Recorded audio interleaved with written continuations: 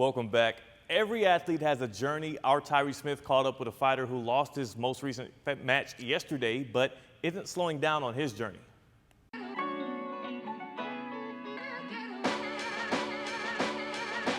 Born and raised in Taunton, Massachusetts, I present to you UFC fighter Randy Costa.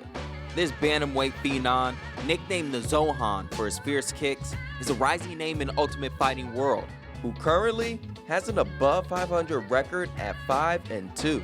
But fighting wasn't always the dream for the 27-year-old. What did you want to do? So before I can't dive into the crazy story on camera, but the dream was to be a special operator in the military. I had the contract, and then I acted like an idiot and lost the contract. And that's kind of when everything started playing out. Randy then started his amateur career in fighting, with his debut being in a bowling alley. He then took a 4-year layoff from the sport, but then tragedy struck, and his life took a major turn.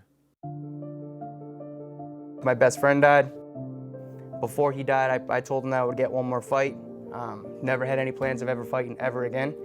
And then when he died, his dream was to make it to the UFC, so he died, and I kind of had to live up to the promise that I made to him.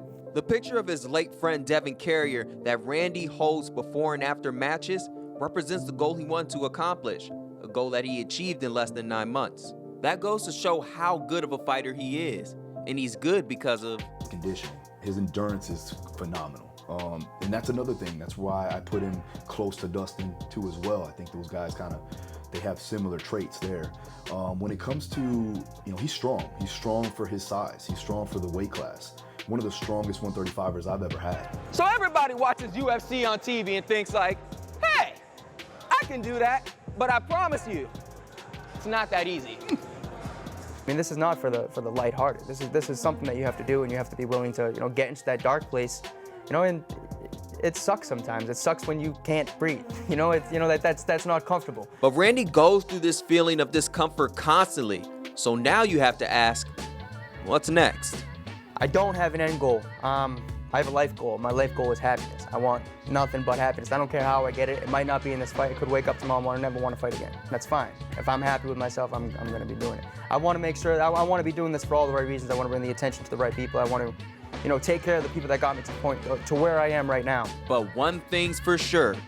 He has a huge future ahead of him because he's not looking at instant gratification.